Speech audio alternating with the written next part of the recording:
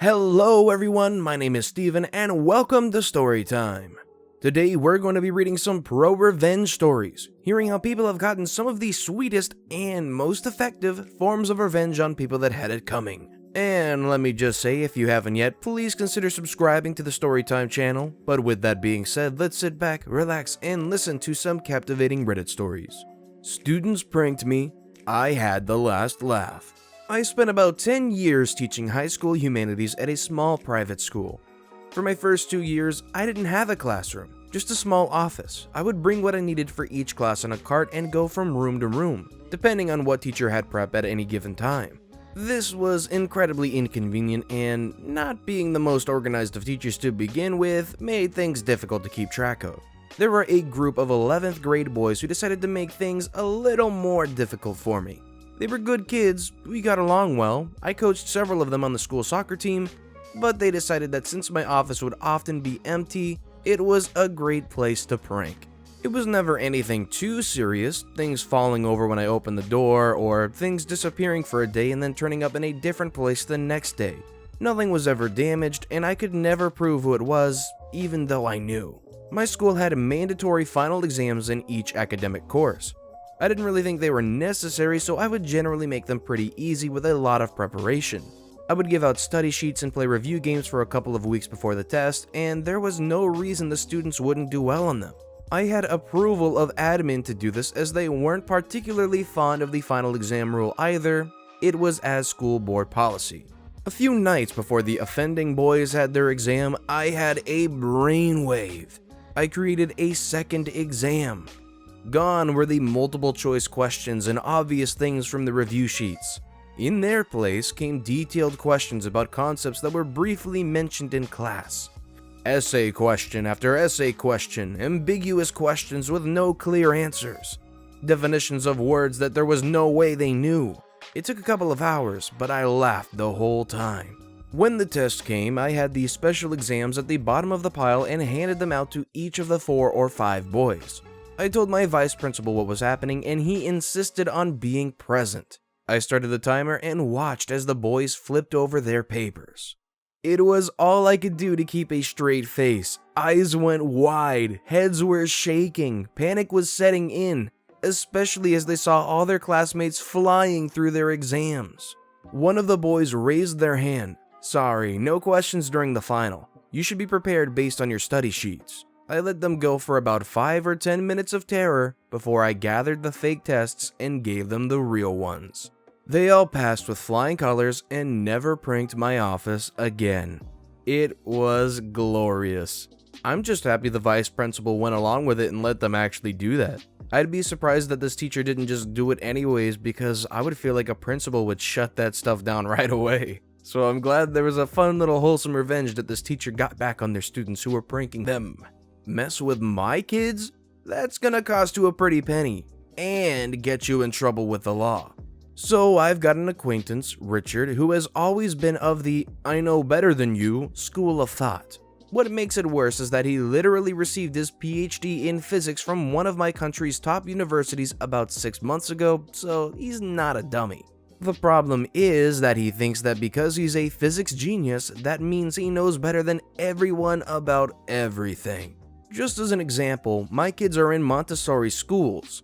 This is a decision my wife and I reached together and we're very happy with it. When he heard, he went on a 30-minute rant and lecture about how we're throwing our money away and Montessori is nonsense.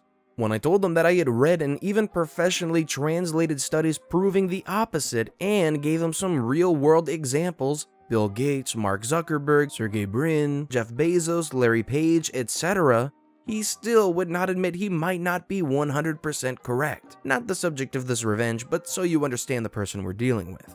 Another thing that's important to note is that Richard does not have Asperger's or anything similar. We joke about this all the time and he's been tested from here until next week. He's just a really smart, socially oblivious pain in the butt. Given all of the above, I try to limit my time with him, but unfortunately that isn't always possible. And last week we were both at the same group bride for a friend, Jack, who was visiting back home from overseas. I've known Jack since grade school, so we brought our families and made it more than just a long time no see type of thing. At some point later on in the afternoon, my eldest, Awesome, less than 10 years old, came to me really sad and said she wanted to go home. When I asked her why, she said that Richard had just spent 15 minutes telling her that she shouldn't eat hot dogs because they're unhealthy, and he explained what went into hot dogs and what they're made out of. Awesome is not a vegetarian, knows that the beef and chicken she eats used to be live animals, and has never professed interest in vegetarianism. At the same time, when a kid is eating a hot dog, they don't care or want to know what's inside. We spoke a bit, I calmed her down, and I told her to ignore Richard and go play with her siblings and her friends. Being a kid, she was thankfully easily distracted by something else and moved on. I didn't want to make a fuss with Jack or with Richard, so I just let it be. This turned out to be a mistake. About 30 minutes later, I heard Awesome scream and begin crying. I ran over to her. Richard had come up to her and knocked her hot dog out of her hand, saying she shouldn't eat that garbage.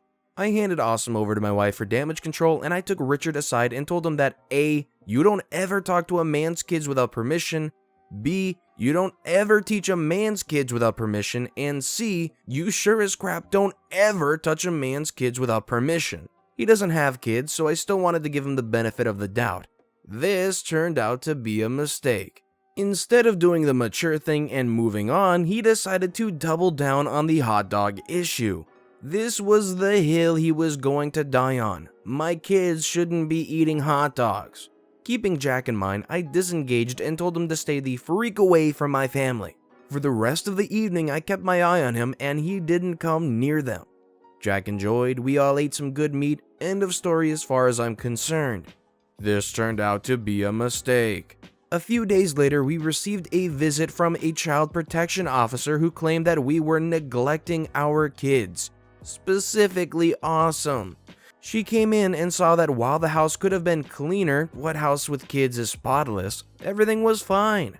She sat with Awesome for a few minutes and asked her some questions, said everything was fine, and left. First thing I did was call a friend of mine who was a lawyer, just to be on the safe side. He said it looked to him like we were in the clear, but we should keep in touch with him just in case. Next, I began working the grapevine. It turned out that Richard had been offended by how I treated him after the hot dog incident, so he filed a false anonymous report.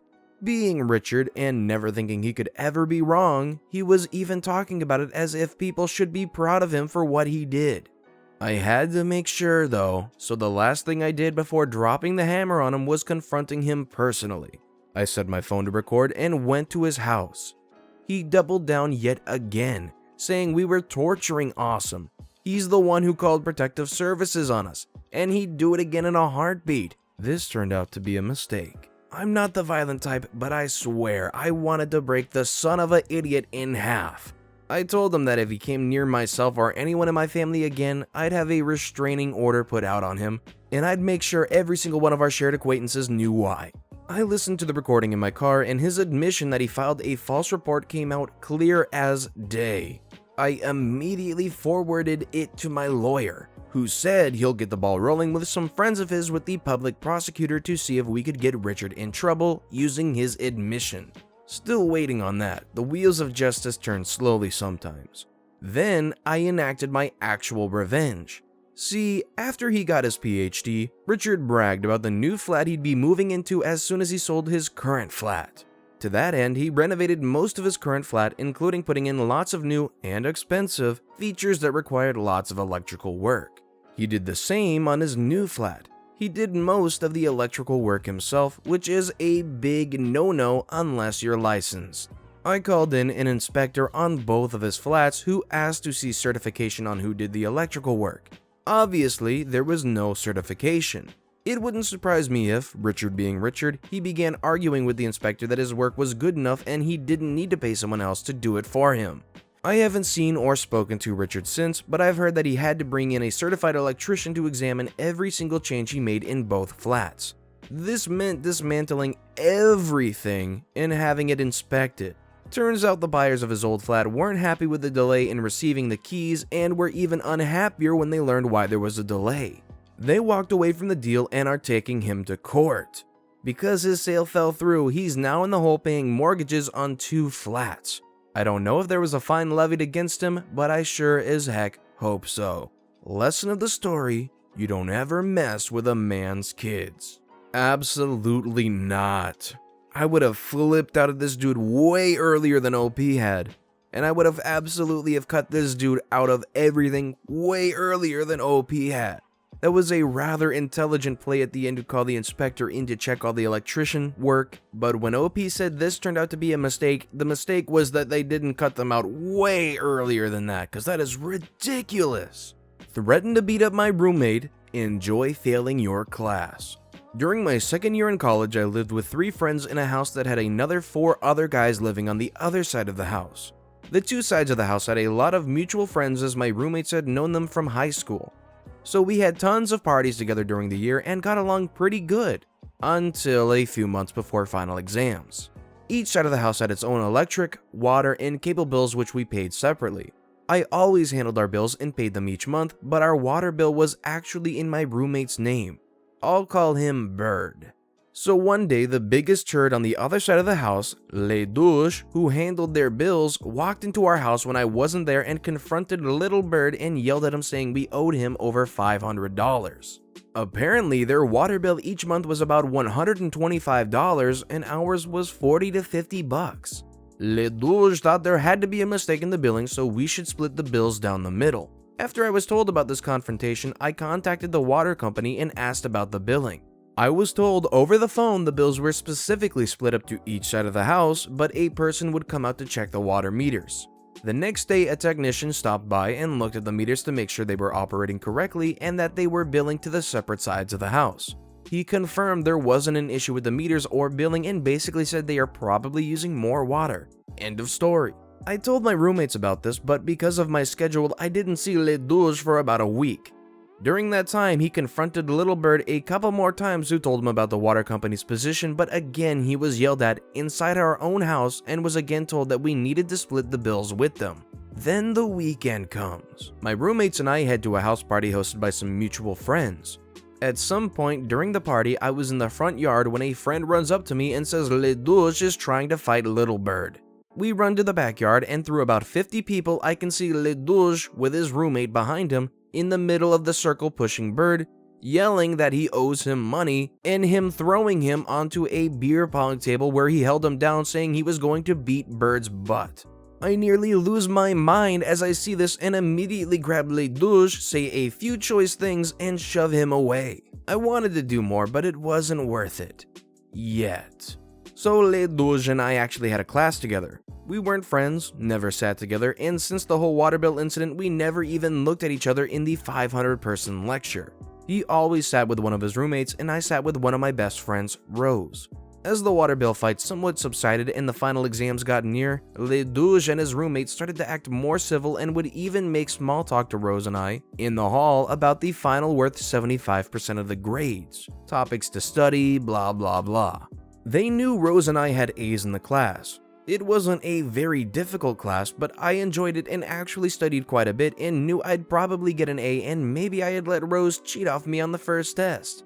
I told Rose I had a feeling Les Douches and his roommate were up to something since they were being so nice and that I expected them to try and cheat off us. So I came up with a plan if they tried. Now, the format of the test is important. It was a packet of questions with the answers A, B, C, D, listed vertically, and then you transfer your answers to a bubble Scantron, which is another sheet of paper that gets put through a machine. Not sure how familiar people are with it. With this format, I told Rose that I would circle an answer, she would look over and circle the same answer with a big circle, ensuring that anyone looking could see it. We would do this for the entire 100 question final before marking our answers on the Scantron. The key to the revenge plan was that the actual answer was always going to be the answer directly below the circled answer. So if we circle A, the answer we put on the Scantron is B. If the circle answer is D, the answer we put is A. For a few days, I kind of thought I was being weird and crazy to come up with this plan because there was no way this guy actually thought he would cheat and I was blinded by anger. Either way, when the day of the final exam came, we got to the room early and I sat on the far right seat of a row with Rose to my left.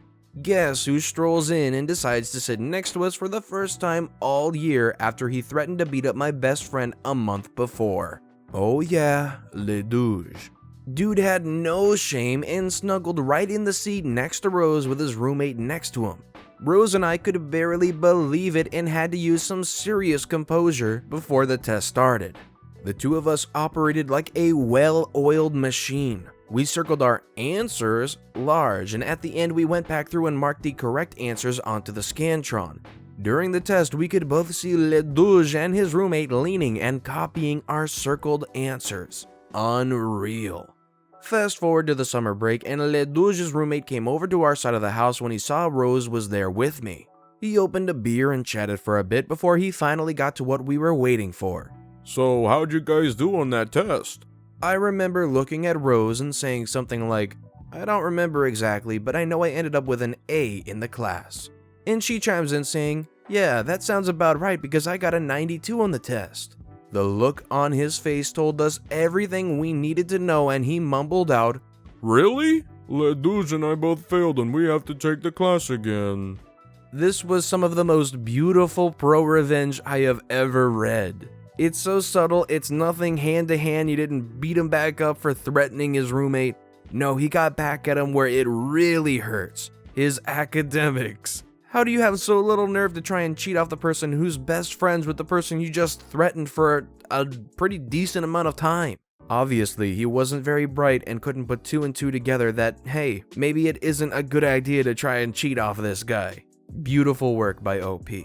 But with that being said, that's all the time we have for today. Thank you so much for listening to and watching the Storytime channel. If you haven't yet, please consider subscribing and let us know what you thought about these stories in the comments below. Thank you all again for watching and listening to the Storytime channel.